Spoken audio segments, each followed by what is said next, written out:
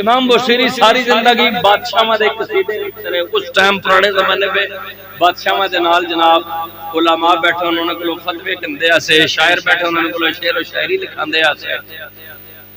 امام بصیری جڑا اپنے زمانے دے بادشاہ دے جناب بیٹھ کے قصیدے لکھن، لیکن جس لئے فالج زدہ ہو گیا نا، فالج نے حملہ کر چھڑیا، بندہ بیمار ہو جاوے تے اپنے بھی ساتھ چھوڑ دیندے نے.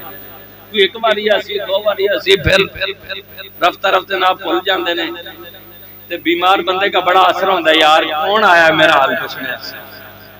تے امام بصیری ساری زندگی سوچتے رہے کہ یار میں نے بادشاہوں کی بڑی تعریفیں کی ہیں، قصیدے لکھے ہیں، آج بیمار ہوں تو کوئی میرا حال پوچھنے نہیں آیا. جب کوئی نہیں آیا نا تو بصیری کو خیال ہے بصیری یہ بادشاہ تو کسی کا حال نہیں پوچھتے، کاش تو نے مدینے والے کی نعت لکھی ہوتی پھر دیکھتا نا مدینے والا کیسے نہیں ہے. امام شرف الدین بصیری نے اس حالت کی حالت میں کلام لکھنا شروع کیا، ساتھ ساتھ لکھ رہا ہے، اور کلام کے اندر برکت کتنی ہے. مولا یا صلی وسلم دائم ابداً علی حبیبک خیر الخلق کلہم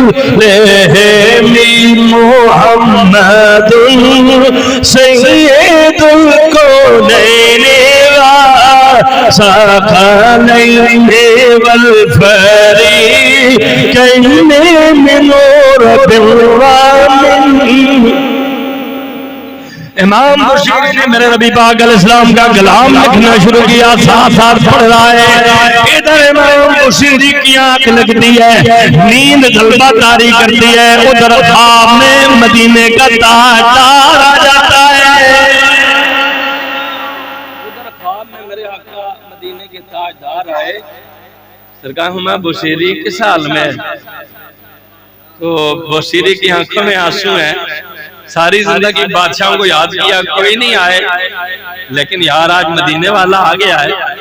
سرکار علیہ السلام نے اپنا دائیں ہاتھ امام بصیری کی حالت زدہ اس پورے جسم کے حلقے پہ پھیرا، جدھر جدھر میرے نبی کی ید اللہ والے گورے گورے ہاتھ جا رہے ہیں، اللہ وہاں سے بیماریاں دور کر رہا ہے، فالج دور ہو رہا ہے.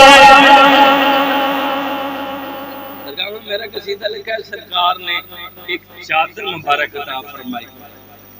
امام بصیری کی آنکھ کھلی نہ تو وہ چادر ہاتھوں میں تھامی ہوئی، اس لیے اس قصیدے کا نام ہی قصیدہ بردہ ہے اس نسبت سے. تو دوستو اگر امام بصیری جیسا بندہ حضور کو یاد کرے، سرکار کو یاد کرے، تو سرکار مشکل میں آگے مدد فرمائیں.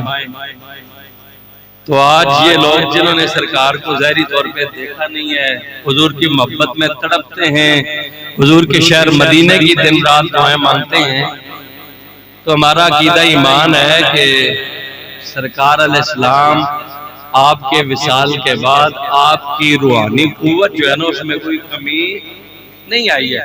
بلکہ پچھلے دنوں آپ نے مولانا تقی عثمانی کا وہ آپ نے ایک کلپ جو ہے نا وہ آپ نے دیکھا ہے، اسے کسی نے اولیاء کے بارے میں پوچھا کہ مرنے کے بعد کیا ہوتا ہے، تو اس نے کہا ان کی روحانیت ختم نہیں ہوتی، پہلے سے زیادہ ہو جاتی ہے. تو اگر ایک ولی کی روحانیت پہلے سے زیادہ ہو جائے تو جو نبیوں کا سردار ہے، ممکن نہیں کہ کوئی بندہ اس بارگاہ میں صدا لگائے اور اس کی بات نہ سنی جائے. اللہ تعالیٰ میری اس حاضری کو اپنی بارگاہ میں قبول فرمائے. میں شاہ صاحب اور آپ کے جملہ رفقا کو